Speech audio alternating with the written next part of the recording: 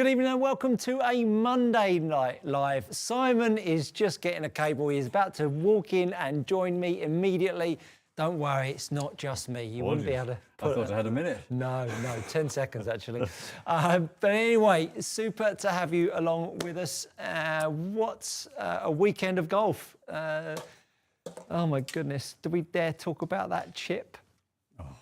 Do we dare talk about that chip? It was just a moment. I mean, I saw the, if you don't know what we're talking about the ladies major, the first one at Chevron. I can't remember the name. Is it Anna Yatanagon? Bless you. Or Yatanagon, yeah. Bless you. Yeah. Had a chip shot from over the back of the green, and she went to play it quickly and left it pretty much in front of you, front of her. I saw from the over the top view.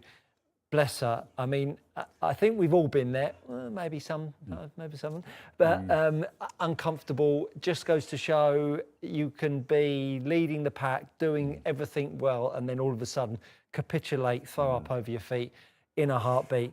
But bless her, chipped it up, missed the putt, playoff, doesn't win. And caught the edge of the hole in the playoff as well. Yeah. Yeah, it's one of those, everything going away from a water long, just on the green 2-putt, run. Yeah. But hey, poor girl. Yeah, shows how tough the game is. Great to see Marco Penge win in China. Marco's had a very, very interesting career. I mean, he was hot property as an amateur and then really battled, I think, joining the pro ranks, played Challenge Tour, Euro Pro Tour, fluffed around for quite a while, got his main tour card through doing well on the Challenge Tour. Then he's had a bit of a rough time doing a bit of betting when he shouldn't be betting on the golf, got a bit of a bad rap for that, got suspended from the tour, which was unfortunate. And funnily enough, Todd Clements was in today working out with Kate, and I said maybe went out there with a bit of anger and wanted to maybe prove to some people that, you know, what he was doing wasn't necessarily that bad. But anyhow, he went out and played great golf and won a tournament, and now, you know, 2-year exemption. I mean, playing with the bank's money, all of a sudden it will be completely different for him, and it'll be a great experience moving forwards. Loads of exemptions, he'll get invites into all sorts of things, which will be great. And you know, it's the type of thing, you know, you press on now that you get a PGA Tour card. You know, who knows? I mean, you say whether that was that bit of the motivation, bit of the I'm going to stick it to him. That's all it needs, isn't it? Absolutely. Lots of doors. Yeah, absolutely. In PGA Tour, the winners, the pairs winners, a couple of Ben Griffin and I forget Novak. Novak, who lost in the playoff. Justin Thomas. That's right, at Harbour Town. Yeah, he's a hell of a player. I've seen him. He's really steady. Yeah, really solid player. Yeah. And obviously we weren't here last week, and then Rory winning the major after a while, and Justin Thomas coming through winning Harbour Town, kind of breaking his duck, which has been there for a while. Yeah, it's been. I think it's been a really good couple of weeks of golf, isn't it? I think I've been getting into my YouTube golf as well. I've been watching a bit of Grant Horvat. I don't know if you've seen that 2v2. I think I might have said about it a couple of weeks ago. But there's been some really good YouTube golf that I've been watching in some downtime, and of course our channel as well, Precision Golf, and good golf coaching content as well. As usual, we've got the 2 iPads with us. We've got James on the discs. He'll be playing out some 80s bangers. Yeah, absolutely. He's got his headphones on. The 2 80s bangers by the sounds of it. We've got young Barnabas sitting down here and watching us. We might get him on at some point as well. But let's get straight into it. Let's get into the questions, because you always have plenty for us, which is always great to see. And I want to just make a little shout out to Horse Racing Legends. For some reason, he's been posting up questions on the chat and we have not seen them at all. So our huge apologies, Horse Racing Legends. And hopefully we get to see them tonight. For some reason, whatever it is, YouTube didn't seem to be displaying them. So hopefully if you're out there watching, we'll be sure to be looking out for your questions. So let's start with Stano Tomka. It's not going to be long. I'm going to have to get some glasses, man. Good evening. I have a question regarding rules. Oh no. With all the adjustability the sleeves provide, is it allowed to make changes in club setup during a round? No. That's why, that's the sole reason. That was an easy one. Sole reason that they made sure that these were this size is that it was very obvious that you were doing something with it. Yeah. So yeah, you can change them before a round, after a round. As long as you do it before you tee off, the start of a round. I think if you were just tightening it up, that's the only time you're allowed to use one of those. Thank goodness you asked about that and not water hazards and lateral and all that kind of stuff. Tommy Nev, evening gents, good evening Tommy Nev. Any iron shaft recommendations which have a similar profile to an OG white board that I'm currently using in a driver? Use Modus 120X at the moment, but feels on the soft side. Flaccid. So, I think he says flaccid. Does he say flaccid? Flaccid. So the Modus are soft in the handle. So they are going to, they're designed to give you a bit of feedback in the handle end.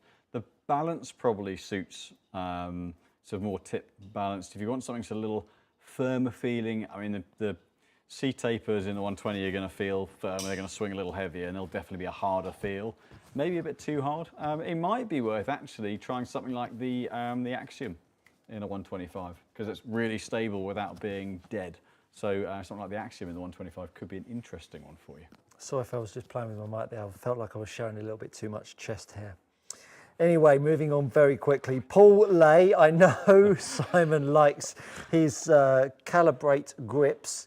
Has he had chance yet to try out the GP Align Max? Yeah, the Align Max for me, the Align on the back, on the original ones is a slightly softer material. The Align on the Align Max is almost a bit plasticky. It is prominent, it's meant to be more prominent, but it's a harder material as well. So it's not for me from a feel point of view, but we've had plenty of people who have liked them. The extra depth to the Align has definitely been a positive, but for me the feel of it is a little too different. If you are new to a Monday Night Live, we do this every week, 6 p.m, apart from bank holidays, when Simon's away on jollies and Simon and James is away on, cocktail parties. We do this every Monday. When he's away, we still do it. Yeah, Monday at 6 p.m. Simon, very happy to test anything you like. Happy to answer questions, obviously, anything on club equipment and anything golf coaching related. Feel free to fire them over. So share it with your friends. Or anything golf subject that you feel like you'd like discussed. Yeah, absolutely, absolutely. Sorry, it's YouTube just doing funny things. And come on. That's not your eyesight, it's definitely not there. That's questions have gone. Brilliant, okay, they're back. Noel, 1988, evening gents. I recently seen a video on some fitter talking about cutting an inch from the butt of a driver shaft and said it will get stiffer. Is this true? And how much weight is lost? So it was an inch. So technically the shaft, it gets stiffer in terms of cycles per minute. If you clamp it and oscillate it, the CPM, cycles per minute value, will go up. But you're going to lose feel for the club head. So you then have to add weight to the club head, which then softens the shaft back down. So really, it doesn't really change it very much. The other part of the question was weight loss. Yeah, so for an inch, looking at a few grams. 3-4 grams, depending on the shaft. I jumped forwards a little bit. James would have noticed this. The Yorkshire blade. The Yorkshire blade. Have you tested the Mizuno Pro X ball? Thoughts, please? Not yet. No, they haven't actually sent one to us yet. Okay, fair dues. But yeah. When we do, we'll test it. Video coming soon. John Burton, hello. Good evening, John. I just bought a 9-wood with a senior shaft. It feels so whippy, but the regular shaft reduces height considerably. Should I stick with height? So the flex of the shaft won't be what's changing that height. There's got to be something else going on to make that much of a difference, because there's not enough bow in the shaft to significantly, between a senior flex and a regular flex, to change the delivery of the head by enough to see one there and one up there. So there's something else going on. Either the base weight of the shaft's changing completely, or there's something else setup-wise which is affecting how you're delivering the club. If you're playing the 9-wood, it's to get the height. So I would say stay with the height. But if the consistency of strike is that much better on the lower flight, then that might slightly weigh you towards that. So it depends what your priority is, strike or height. But if it's a 9-wood, it's probably height. Very good. Sort of convoluted answer. Yeah, they did well. Paul Clanner, hey gents, hey Paul. Great show. Thank you very much. Hang on, it's moved again. Ooh. Great show. Simon, when would you recommend a mini driver, and what golfer is its target market? It's interesting. So yeah, the mini drivers do. There are a few scenarios they can work. One would be the really high speed player who actually driver is 330 plus, but they spray it. So the shorter shaft length can give them a 320-yard shot, but more in play. So that's one scenario.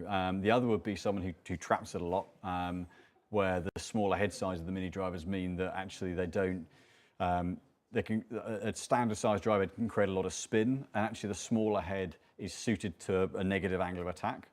So if you have that, then the mini driver can work well. Or actually just someone who again, just doesn't get on with the length of shaft in a driver, and better with fairway woods. So there are kind of a few scenarios, one being the very high speed, really kind of high, not high end, kind of elite player where it's a strategy call off the tee, possibly even just hitting short par fours if you don't do the 3-wood. So there are a multitude of them, but it depends on your level and distance as to why you might put it in the bag. Very good answer there, Simon. Leo asks, hello gents, is the ping slider on the back of the driver for strike location or shot shaping? I tend to toe push with weight in the middle. Could weight in toe help turn that over a little? So it's for a little bit of both, but mainly it's for strike points. So what you're doing by moving the weight into the toe is weight in the toe on a driver is not going to create draw. It actually does the opposite, because for two reasons. One, it slows the toe end down a little bit. So it means it makes it harder for it to rotate over a very small amount, but it's to do with the gearing of the strike. If you strike it out the toe, then that generally creates a hook bias, hook gearing. So by moving the mass into the toe, you're moving the center of gravity of the head more behind the strike, so it's less gearing. So actually, if you're push fade out of the toe strike and you want to gear it more back in, put the weight in the heel, because then you're offsetting the weight further from the strike point, so it creates more gearing. Very good, very good. We'll jump over to my channel in a moment. Dan asks, good morning from Australia. Lovely to have you with us, Dan. Yeah, good day, mate. Whereabouts in Australia from, Dan? Let us know. Can you suggest a good wedge shaft to go with the X100 AMT iron shafts? So the AMTs get up to 125 grams in the pitch wedge shaft. So actually, if you're wanting something that has a little bit more feedback to it, an S400 is a great shaft for that. It's what a lot of the tour guys do. That's probably one that makes the most sense, quite frankly. Slightly more weight, but a little bit more responsiveness. Very good. Alex N asks, I'm debating moving to stiff flex for my graphite iron shafts. Same brand and weight, just stiff versus regular. 89 miles an hour of his 7-iron swing speed. If I were to test, any idea what I can expect to look for? They'll just feel a bit stiffer. You might lose 50 or 60 revs of spin. It's not, depending on the shaft itself and how much difference between the flexes. The flex isn't going to change very much at all. If the dead weight is identical and the only thing changing is the stiffness, then the feel of the shaft is pretty much the main thing that's going to change. So for those girls and guys out there that haven't had a fitting and they won't necessarily know what a stiffer shaft feels like or a softer shaft feels like. Okay, yeah. Could you explain maybe what is a stiffer shaft as a sensation is? Yeah, so if you're, I might do it the other way around. So a softer shaft, as you start down, there's a little bit more give through the shaft, so you get a bit more feel and feedback, and you get a sense that the club's actually giving you something back through the swing. A firmer shaft tightens it up, so you get little bit less deflection, little less kind of lead lag, so you lose a bit of responsiveness. It might feel a bit tighter, a bit crisper. Particularly at impact, it might just feel like the head's held onto a little bit more. Now the reality is it's minuscule, but one feel or other will give you more confidence. So I've always played, because my miss was left, so historically we thought, oh, go stiffer, it'll stop it going left. Doesn't do that, but I've got used to that firmer feel. So if I start down with a driver shaft that's soft, I feel the shaft move and wobble a bit and I back off it.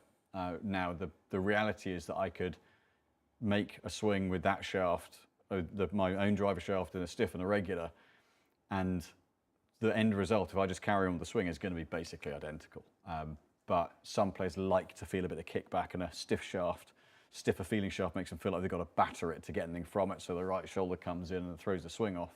Whereas for me, if I play a softer shaft, start down, feel it move a little bit, and then freeze and steer it. So yeah. Good stuff, good stuff. The left rough, do MCC grips mess with swing weight?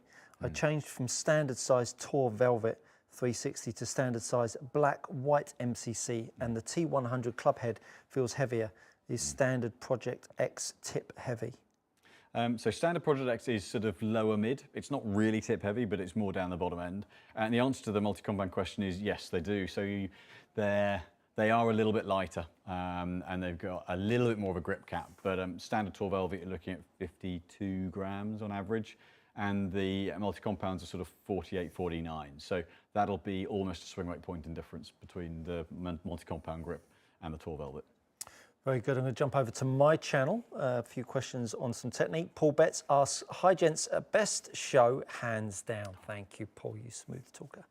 Could you please give tips, technique for flighting driver into the wind and downwind? Keep up the great content. Well, I think for the majority of golfers, don't do anything. Just play it how you normally play it, because what you're going to do, gain 15 yards downwind and maybe gain 15 yards into the wind if you adjust things, but the dispersion and the accuracy might be lost 3, 4, 5-fold. So my advice would be leave well alone. Just play a standard shot. If it's crosswind, aim a little bit more offline. But really, crosswinds are the real tricky ones. Into and downwind, they're the easy ones. Crosswinds are where you've got to start aiming away from targets. You might, I'll tell you a little anecdote. I was standing on the range in 2004, and I was working with a player at Troon, and I was standing here, and Trevor Immelman was standing right next to me, and Butch Harmon walked round the back, and he said, "Hey Trev, how you going on?" He said, "Yeah, I'm fine, and I'm working on a hold-up shot into this left to right wind on the range." And Trevor Immelman said, "Oh," Butch said, "How's it going?" He said, "Yeah, it's going really well." He said, "Butch, can you believe that I've never tried to hold a shot up into a wind in my life?" So he was Masters, I think might have been Masters. When did he win Masters? Yeah. So you're talking about the top of the game, never holding a shot up into the wind, just letting it fall. Now, if you spoke to a lot of elite coaches, they'd say quite the opposite. So crosswinds, I think, are way more difficult than into and downwind. And if you can do anything, leave well alone. Just if you can cocoon yourself into making a swing with a crosswind and into and down the wind, that's the best way to go, rather than fluffing around with ball flights, in my opinion. The only thing I would add to that, I completely agree. I think you used to have to flight the ball more when the ball spun a lot more. The ball doesn't spin very much. Yeah. So if you make solid contact, if you're playing in wind, that's the most important thing. Actually, if the spin's in a good window with driver, actually it has little to no effect. Yeah, absolutely. Joseph asks, hi guys, glad you guys are doing this. You are welcome. We do it every Monday, 6 p.m. Just wanted to know with what your thoughts are on how to practice the correct way to release the club, and what is a good drill to ingrain it. Well, how long's a piece of string? Because everyone's got a different grip. Everyone's got different release patterns. Everyone's got different path, face to path. So it's impossible to recap how to release a golf club.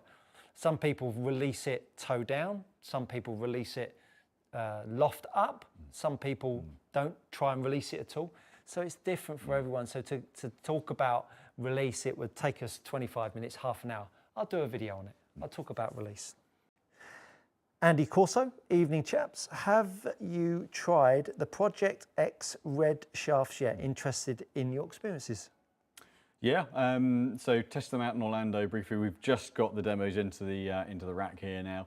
And yeah, it's interesting how much there's a 10-gram weight progression each flex, so it's quite a lot. So sometimes sort of getting in between is a little trickier with those than others where it's maybe a 5-gram progression. But yeah, definitely more responsive. They're in principle taking over from the IO and the LS, sort of that kind of area, certainly the IO. which is another Project X shaft. Yeah, it's a nice, in the light weights, it's a nice smooth feel to it. Definitely a bit of kick, a little bit of flight. So it's a very different beast to the standard Project X, but the structure of the shaft, it's not just it getting a bit stiffer. The actual profile of the shaft firms up as you go from the 100 gram to the 110 to the 120. So the stiffness ramps up as you go through the different flexes and weights. Gary Satterfield, it always makes me nervous, Gary, when you ask a question. It's the first thing, when I see your name, I go, oh no, what's going to happen now? Am I going to be doing press-ups and Simon's going to be doing some Morris dancing. Get some streamers and start. Stu, I know you and Simon never experienced this problem in your 20-something-year-old bodies. I'm not sure what sort of filter you've got on your TV screen, Gary, but there are no 20-year-olds. I saw myself on that screen earlier. It definitely didn't look like a 20-something. Maybe it looked like I've eaten a 20-something-year-old. What's the best advice you can give if your body is just not cooperating on any given round? Take more club and grip it lighter. Just take more club. I mean, the amount of times that you take more club and ease off of it, and then the thing goes bullet straight and much further, all of the time. So just take more club and go crazy. Go 2 clubs more and really feel like you swing way inside yourself. Flight the ball down a little bit, get it chasing up there and play your way in. And when you start to feel a bit more energy and you get a little bit more relaxation going through your body, you can free yourself up and hopefully you play a little bit better on the back nine. So that would be a great tip from me. Yeah, I think keep it simple. You know, every golfer I know, we try and find the most complicated fix to the simplest problem. So strip it back, just get nice and balanced. As you say, don't force it, and just strip away all the extraneous stuff and just focus. Picture the shot you want to hit and just simplify it. Yeah, I was watching the PGA Tour golf last night, and one of the commentators came on in the US talking about one of the players. Said this guy's found his game, and he's really committed to working on his grip, his posture, his ball position and alignment, and he went out and won.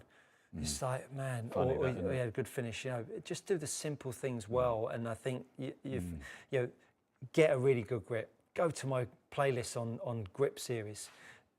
If you want to take 5 shots off your score in 4 weeks, go watch my grip series. Promise you. Promise you. Really important. Alex, have we spoken to that? Andy JM. Andy JM. Hi guys. Any difference between the Ping G440 and the Titleist GT2 7-wood? Is the Ping more forgiving? Thank you. Is it more forgiving? I'm not sure I'd say it's more forgiving. The Ping sits a little, the sole's a little flatter, so it might look like it sits a bit nicer to the eye behind the ball. It's deeper than G430 was, so Titleist and the Ping are closer in the height of the head. The Ping's probably lower spin, actually, this year. But ultimately, both really good heads. I think if you pick it more, you might like the look of the Ping a little bit more. But Titleist GT has improved a lot lower on the face, so I think you'll find that'll pick it up pretty well as well. Dan says, thanks, boys. You're welcome, Dan. Currently 3 a.m. here in Sydney. The show is certainly helping me get through a good old night shift right now. Well, get on that, Dan. Good on you for tuning in. Thank you. Flighted Shops. Hi, chaps. Goes on to say, hi, chaps. Further to Andy's question, who wouldn't benefit from jumping on the 7-wood bandwagon? Is that something you can be fitted for at PG? Yeah, and we've got 7-wood heads in Titleist, TaylorMade, Ping, Callaway, Cobra, and we've got some shorter shaft lengths we can fit into those as well. Ultimately, if you're a high spin, higher launch player, then a 7-wood's really not a great club for you. You know, any kind of breeze into it, and it just hits a brick wall and stalls. So there's no way I could play a 7-wood. I just flight it up too much, just pop straight up in the air. But we're doing a lot of 7-woods now instead in place of 5-woods, and so set and make up a 4 or 5-wood and then 7-wood instead of a 3 and a 5-wood. So there are a lot of players that they do work well for. A lot of players who haven't liked hitting hybrids in the past that the lofted wood can really work for. But if you're a high launch player, a high spin player, then don't go anywhere near them. Good answer. Richard Skinner, no, I beg your pardon. The left rough. I must say I struggle with hitting fades until I started using Stu's tip of opening the face first, gripping and realigning the face. Who knew? Shot 71 at the weekend to win with a few nice fades, hit when needed. Good scoring as well. You realise that a coach always takes about 8 to 12%. So what did you make on the win? If you can send a check to Precision Golf, KT 14 7AX. Lovely. Just And if you made a 2 and won a yellow medalist, you can just chop part of it off and send it as well. Yeah, that's fine. Yeah. Well, congrats. Well done. Well done. Richard Skinner, hi guys. Can you test, our first test of the evening, can you test the Srixon ZXi7 versus the Titleist T150 and provide insights on feel and performance? Insights, we like insights. Not just feel, performance insights. Performance insights. Jason Owen, what are your thoughts? Good question, this one. What are your thoughts about the WHS handicapping system? As most people I play with say it's terrible. I think it's absolute. Problem is you can manipulate it. That's the biggest problem. And we've had more, but there's more people talking about going to these tournaments now, and people having ridiculous scores because everyone's putting in bogus handicaps and stuff. I don't know. I don't know what the right system is. I think for us over here in the UK, the old system. The problem with it could take a long time. If you have a couple of good rounds and you drop, it takes a long time to get your handicap back up. Which don't you think that's the way it should be? Because if you've got the potential... You should aspire to be lower. Yeah. The problem is now, I remember hearing Patrick Mahomes saying after the Super Bowl that he was going to play a load of golf and he plays off something like 7. And someone when the press said, "Oh, you're better than that, aren't you?" He said, "Yeah, but I manage my handicap up so I can take money off my mates." Yeah. So that's not golf. No. Or it is. It's just, I don't know. I think the fluctuations are bigger. Certainly the way that the course handicap, when it goes into match play, it should just be a difference in indexes, not your course handicap. You're playing the player. Your index is actually your kind of general standard. And so why should someone get, like I often lose shots, but then someone off 12 gains 2 or 3, I've given 6 shots more than I would have done otherwise doing it. So. No system's perfect, but I do think it's not quite right. But I wouldn't have the foggiest as to what to do to fix it. So don't want that responsibility. I'm less sitting on the fence. I think it's crap. Get rid of it. Let's go back the old way. Anyway, Eric Wallace, happy Monday, fellas. I was wondering if you can share some pitching chipping techniques. Stance, ball placement, wrist techniques to get the proper strike. Thanks a bunch. So you just want me to recap the whole of chipping and pitching in 30 seconds? We'll cover a few bits of it. Let's get on with that performance. 150 and ZX7, wasn't it? That's it. Yeah. That's it. Or ZXi7. Right. Start with T150. Lovely. So one of the differences between the heads, the T150s from 7 iron up have a little channel in the back that supports the face. There's a bit of speed to it. So which the ZXi7 doesn't have. It has tungsten added, but it doesn't have a faster face. So T150, very, very neat top line, really classic looking head, and the high density tungsten heel and toe makes it feel very, very stable. Really stays with the hit well. Decent ball speed, a little bit of pop off of it, so 18 launch, lowish spin, 4,500 revs of spin. That's about 400 less than I would normally have on my bladed 6 iron. But it's a fast feel off the face, but it's a bit clickier than some. So if you like a kind of soft forged feel, the 150 isn't quite going to give it to you. And I'm going to quit on that shot because it's quite a nice one. And then ZXi7, get this shaft out. ZXi7 has a flatter top line, so a Titleist have sort of angled, chamfered the top edge to make it look a little neater and cleaner and slimmer. Srixon have done the opposite, they've flattened it off, which shows it to you. So it looks a slightly thicker head in terms of front to back. Heel toe length pretty similar. Other than that, actually, visually at the top, it's just the top line that looks a little bit different. But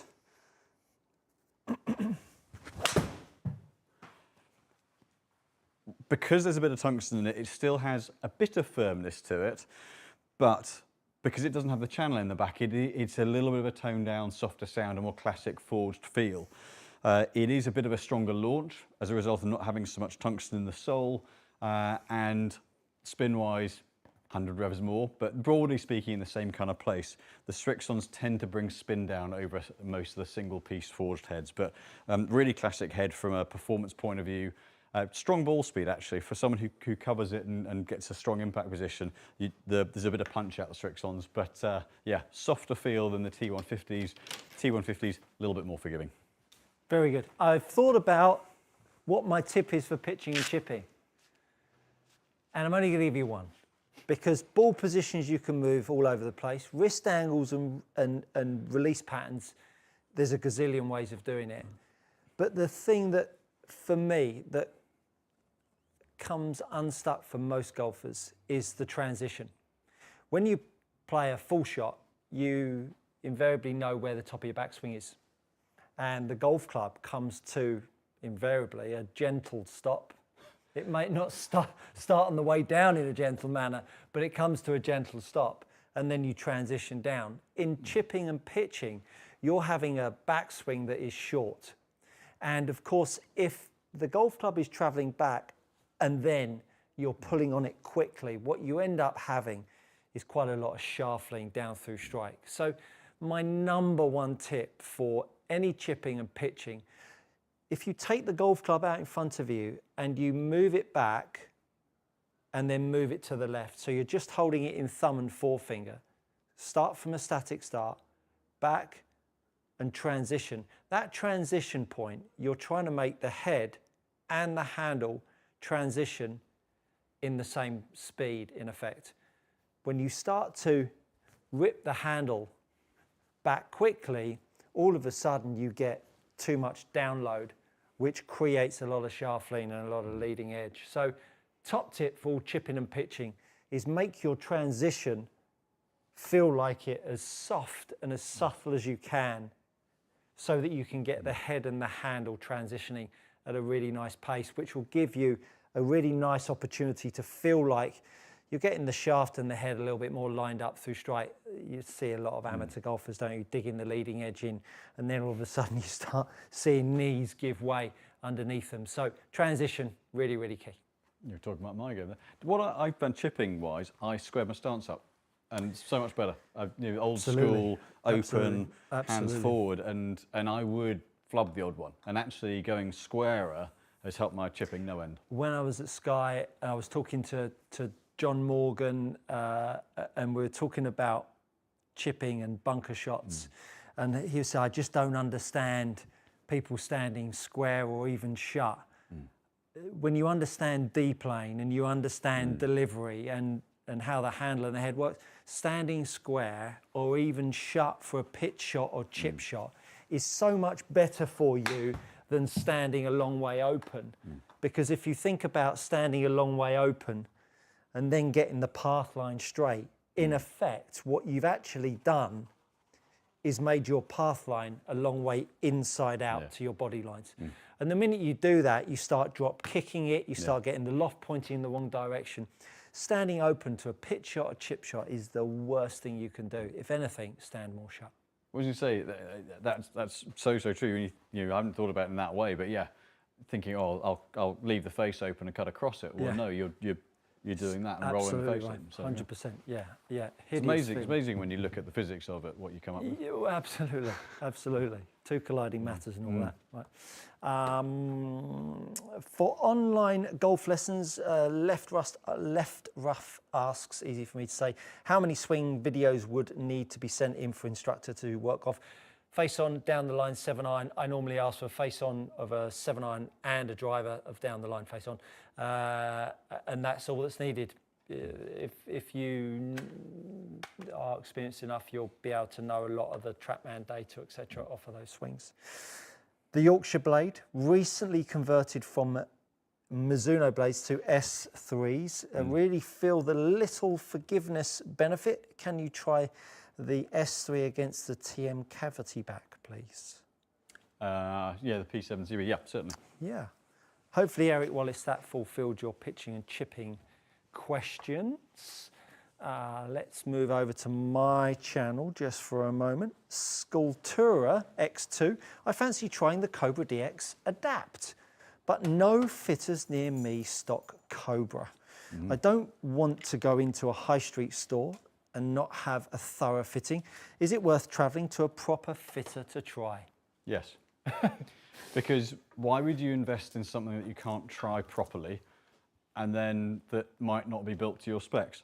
That's the whole reason why we, obviously, yes, we'd love you to come and see us, but why anywhere like us has the range we have is so that we can give you the best performing product. It's great to have an idea of something that you'd like to test, but also with an open mind to go, you know what, if it doesn't suit me, great, because there are 7 other brands out there and one of them will. Yeah, absolutely, absolutely. But don't spend your hard-earned money on something you don't know what's going to be. You wouldn't go and buy a suit and not try it on, would you? Sam J, my 5-wood has a 3-gram weight on the heel for draw bias. Will removing the weight make it more neutral without changing other aspects of the club? Spin forgiveness. So 3 grams, it will change the head weight, the swing weight by about 1.5 points. But if it's a 3-wood, I think you said, wasn't it? Yeah. 3-wood head is generally about 215. 5-wood, sorry. 5-wood. So 5-wood head's generally best part of 220 grams. 3 grams is not going to make the blindest bit of difference to any of the performance characteristics. Very good. ZK, Stu, what is the ideal land angle for a 7-iron and how do you improve it? Land angle 45, 50 degrees would be a good optimal for a 7-iron. How to improve it? Well, club speed, delivery, face to path, strike. They would be the top 4 to change that land angle for yourself. Gary Satterfield, Stu, could you tell us what you really think about the handicap system? Well, don't get me started. Let's have a little performance test with this. So P7CB, start with the tailor-made cavity. Again, a little bit of tungsten in the toe end, and I think that pulls the sweet spot very slightly toe side of centre. So if your miss is slightly out the toe, that's where we've seen these have a really solid feel. But very classic shape. Yeah, that's slightly longer look. They look very like the old rack TPs that had the yellow and red TP symbol on them. Yeah. Oh yeah, that's a throwback. That was a bit toey. Probably, but actually behind its sweet spot. Ah, so, right, okay. But yeah, strongish spin for that swing. Obviously, relative to the other 2 heads we were hit, a little bit less ball speed because of the nature of the head. But I wouldn't say it's the softest feeling head out there, but performance-wise,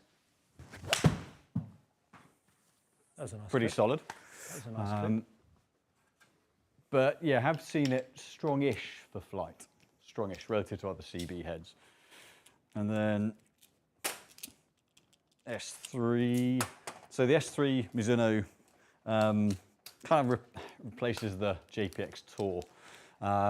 It's a classic forged, some would call it muscle cavity. Basically, it's a blade. I mean, so little weight moved from the center of the face. Satin finish, a little bit thinner top line, very, very neat, clean, classic blade-like head. A little more weight down the bottom of the head in principle to give a bit of help. Very slightly softer feel off the face. That wasn't quite as well hit, but you can see spin there, 5,000. So 400 rev difference in spin between the Mizuno S3 and the P7CB.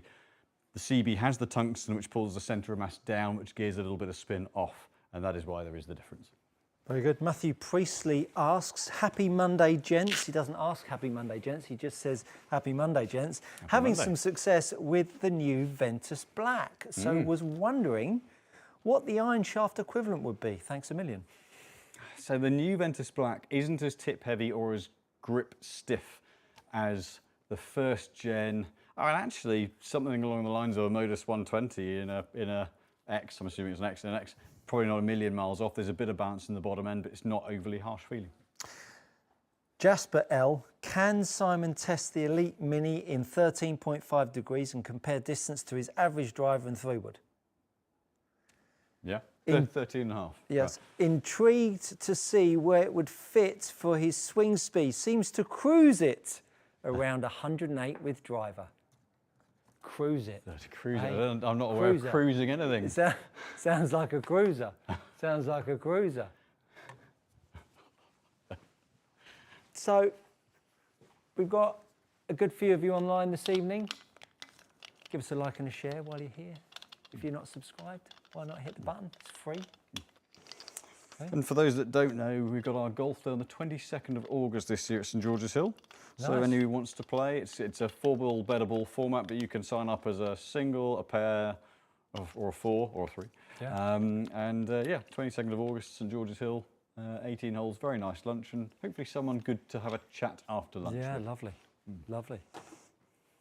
I'll come down, heckle you off the first tee. Absolutely, yeah. Bit of heckling. Can't be. Now, everyone's talked about these mini drivers. I've never seen one. Aha. Is this it? This is it, yes. So it's about, they're It's a bit small, isn't it? generally about 360cc. That was what they were last year. I try to remember off the top of my head what this one is. Got a little bit more adjustability to last year, this one. Now, excuse me if there was a point where, wasn't it 420 or 440 or something, the CC that was the optimal size of head? They limited it to 460 Right, for okay. forgiveness point, because at that time TaylorMade were making a 500cc one, and Right. the size of the face could get big, so they could get it trampolining and going Right. miles. Okay. Yeah, I think it's an interesting, because actually now with the tech and a head this size, you can get just as much ball speed off the face, the trampoline, the COR. So what's this for then? I don't get this. So this one in a 13.5 would generally be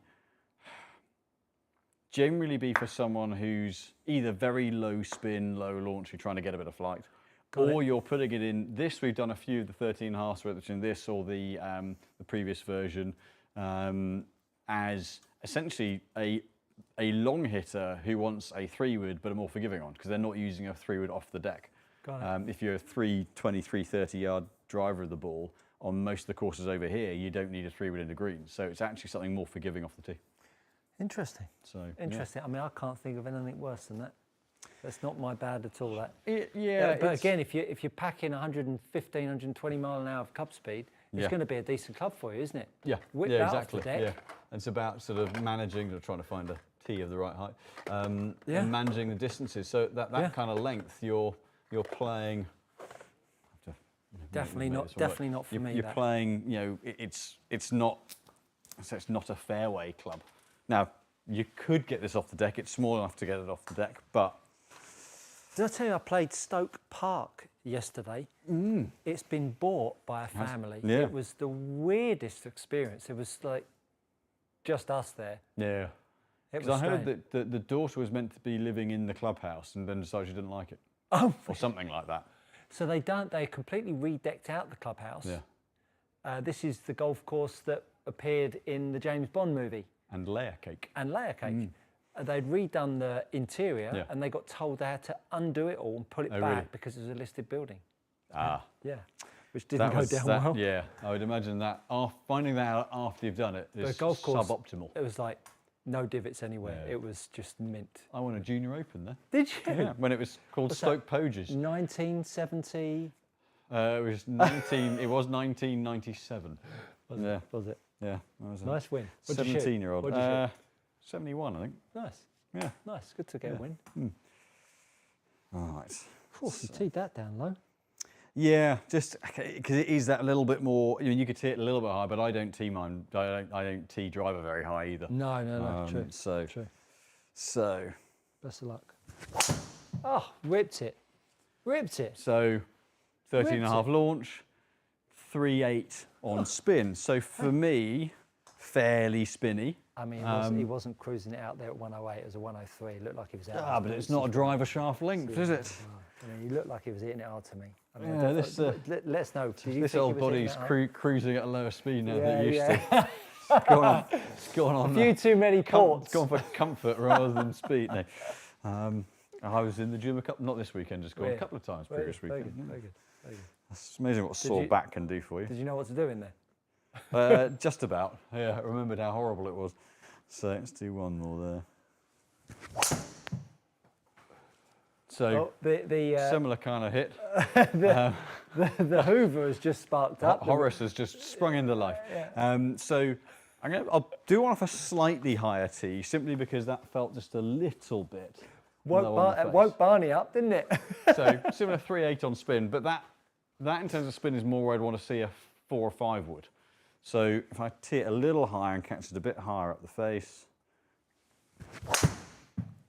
So that tee height's then too high for me and it goes into orbit. So got the spin back down, but so it sits in that kind of, that's flown up. I'd probably be able to squeeze 270 out of it if I really got everything out of it. At this loft, it'll suit you.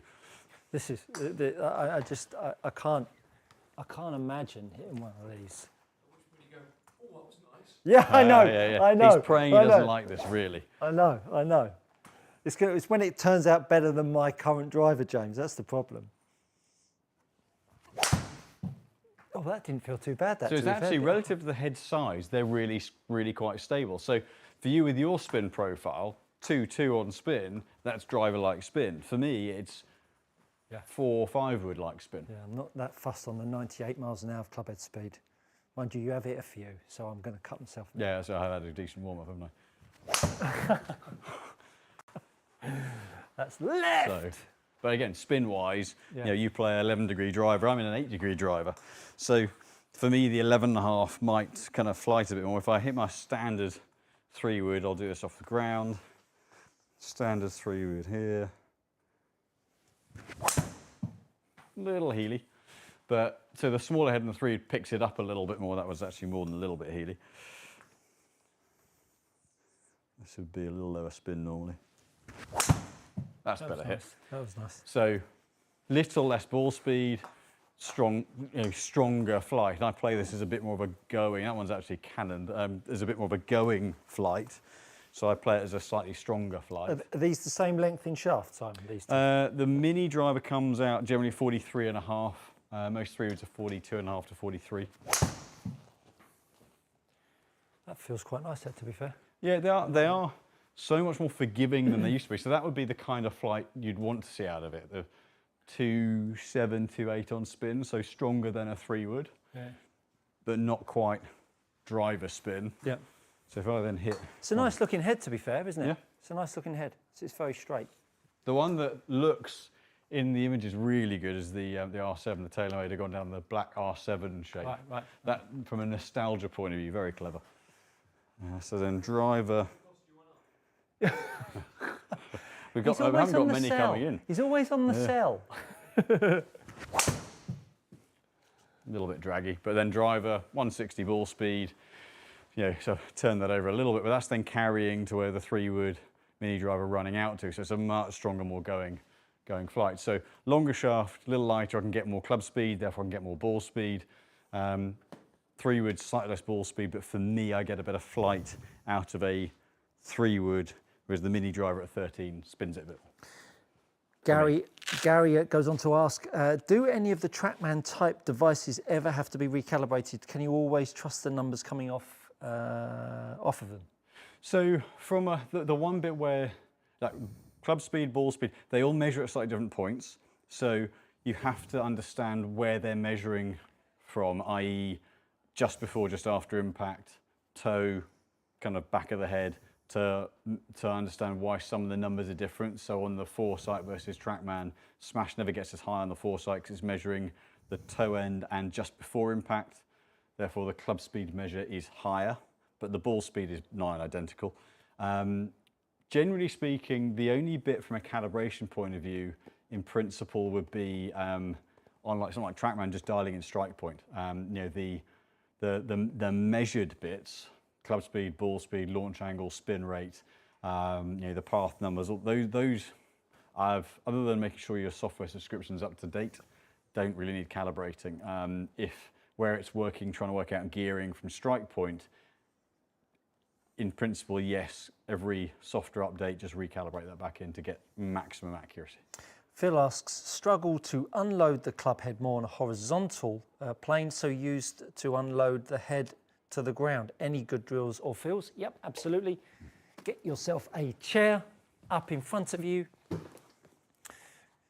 Set the shaft parallel to the ground make a couple of swings on this horizontal plane.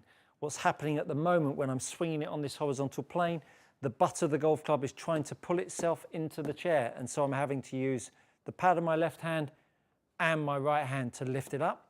Then what you want to do is really feel how you can start to make the club swing. So now I'm feeling that I could resist the sag, then get yourself back down into setup, and now start to feel exactly the same sensations. So the pad of the left hand, the right hand is now going to feel like you can prop the toe up a little bit more. So get yourself a high chair or even a cardboard box and swing above it, above your golf bag even, take your drivers out though. And that will help you stop unloading the club head toe down. You definitely want to resist the sag. Resist the sag, yes, okay.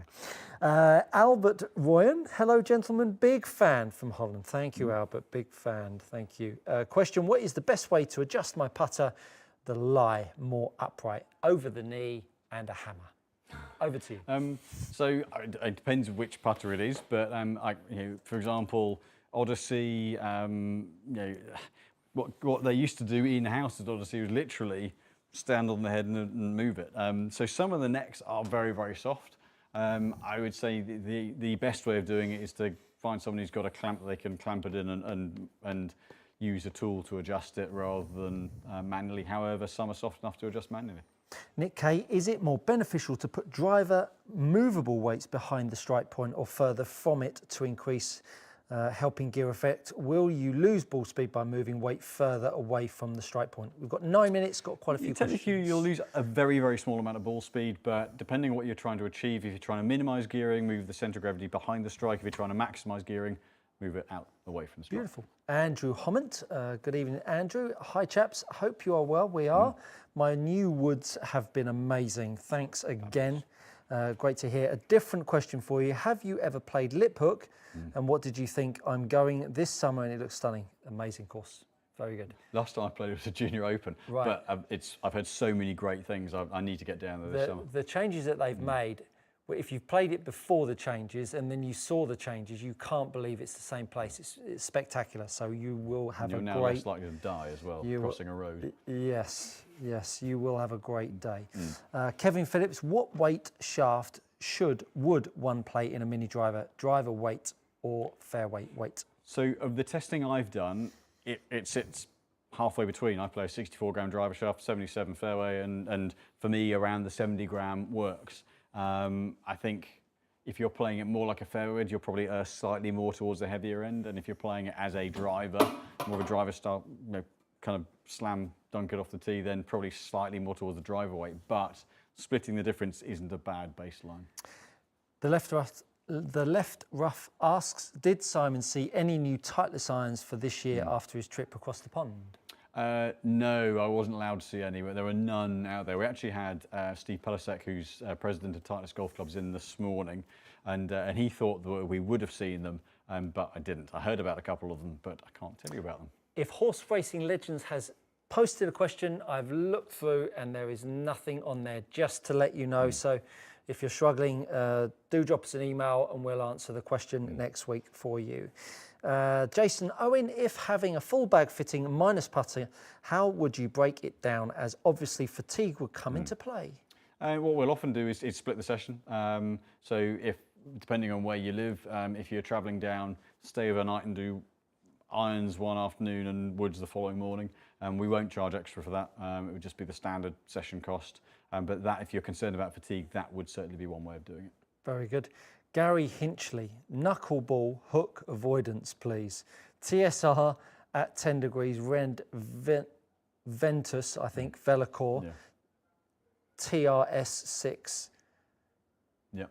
CHS 100, clubhead speed 100 to 102, and when it's on, it's on. Yeah. Seeing lots of low backspin hooks, and I don't feel I'm swinging any different. Unfortunately, there probably is something swing-wise you're doing. It might be that it's not the best combination that optimizes your patterns and therefore gives you full club face control. So if some are working and then some horror shows, then there's probably a balance point issue from a club setup point of view. There's also probably a swing issue as well that really get a look at and make sure that that's covered off first. We've reached the end Have we? of the questions. Yeah, Got 5 minutes to spare. did get through well. I'm just going to go and pick Barney up and say hello to the camera. Who's very well behaved now. Oh, he's very he's, well he's behaved. been a. He's How been- old's Barney now? He is 2 years old. 2 years old. He's 2 years old. 2 eh? years And he's into his dog agility. Loves Slightly, it. slightly calmer, Oh my goodness! which isn't hard, let's face it. Since being 2 years old, he's like become the most docile, chill out, working cocker spaniel anyone could ever have. So haven't you? technically he's a sort of a 14, 15-year-old now, isn't he? Yeah, that's right. You're a teenager, you're meant to be making hell. He's not hell in this one. He likes dog agility, Ah. doesn't he? Don't you? Eh? All good fun. All right, off you go. So we've got the USPGA coming up, right? We do, yeah, Quail Hollow. Quail Hollow. That's going to be an interesting one. Any favourites for that? You've Got to look from the can't look past Rory. Rory's performed well there. I think there are on a course that's a regular PGA stop, you start to get a feel for who does well there, and he's right up there. It's everyone knows it's something like Justin Thomas plays well around there as well. So oddly enough, for a USPGA, someone who hits a high long ball, who knew? Who knew that would work? But yeah, I think it'd be interesting seeing, because there's another one coming up that he's going to be playing at. That's a fairly big tournament that he's playing the week before, I believe. So it'd be interesting to see what kind of mood he's in and where his game's at and where his head's at following getting over the line at the Masters. But I kind of like to think he'd just be freewheeling and going, look, let's just have fun playing the tournament. Because now, job done, legend status. Yeah, I was saying that, we were talking about that yesterday when we were playing golf, and I think when you have spent 10 years with a monkey on the back, I don't think you're suddenly going to flick that switch off. It might take a few events, maybe next year, might sort of get used to feeling like he's not turning up and having to have all the pressure on him. So yeah, it's going to be interesting. But if he does win it, oh my goodness, now he's going to, if he does win it, it's then going into the US Open with, is he going to get the career Grand, get the Grand Slam? It's like poison chalice. But then again, with that, I was saying actually again yesterday to one of the guys we were playing, we were talking about just this. There's only one player that's ever done it. That's held them all. They call it the Tiger Slam. It was the Grand Slam. He got them all. And other than Bobby Jones in the amateur era, where it was 2 Opens and 2 amateur championships, no one's done it. Hogan was the only one I think who could have done it, but he couldn't get back to the States from the Open in time because the boat wasn't fast enough. Yeah. So you're looking at Tiger, Hogan, Bobby Jones. I don't think anyone should kind of worry about whether they just go play it. And then if you win the PGA and the US Open, then there's no chance he's winning at Portrush.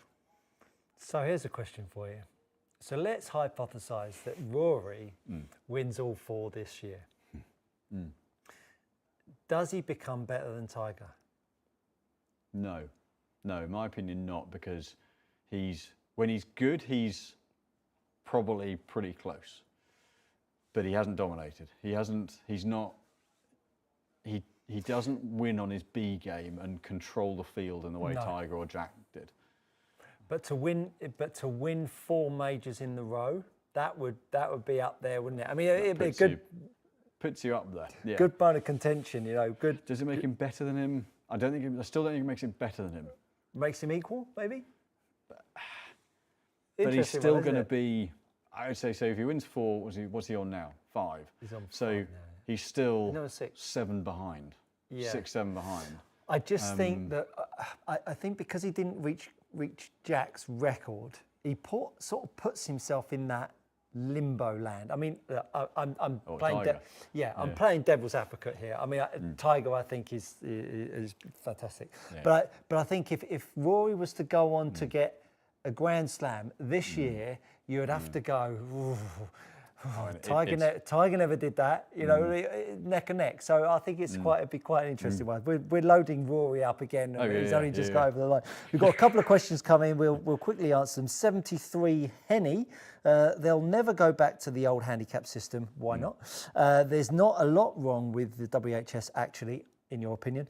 Move from best 8 to 4 scores immediately fixes most of the issues. Oh my goodness, that is the worst idea ever, in my opinion. Go from 8 to 4 best scores. It needs to be going from 8 to 30 best scores, because you can't have You can't have this situation where you drop 2 off the back and then your handicap changes 1, 2, 3, 4, 5 shots. I think that's that's too, where the failures. I think that's whatever. too, Yeah, I mean, too extreme. I got the most rounds in counting rounds last year that I have for a number of years, and it was 6. Yeah. So, and the problem is if you don't put many in the current system, if you have very few in, then the fluctuations can be really big. Yeah. So, yeah, look, I don't know what the answer is. Look, Just, I'm tongue in cheek. I mean no offence, 73 Henny, but you know, it's good. It makes for good conversation, right? I love Turtle. Goodness, we haven't seen you for ages. He's asking what. I nearly shouted out his name then. Yeah, he's asking what's Barney playing off these days. Just got cut down to 12 from 16 at the weekend. He's playing very well. Gary Hinchley, thanks, gents. Love the show. Your tips and advice are so helpful. You are super welcome. And on that bombshell, 7 o'clock strikes the hour. Actually, next Monday, because there are lots of them at the moment, it's a bank holiday. Oh, that's right. Yeah. Oh, so we're not in next Early weekend. May bank holiday. Yeah. Yeah, it'll be a couple of weeks. Yeah. As usual, we really appreciate you participating in all of our lives and watching all of our content, all of the beautiful messages and even the odd ones along the way. But thank you so much for being with us.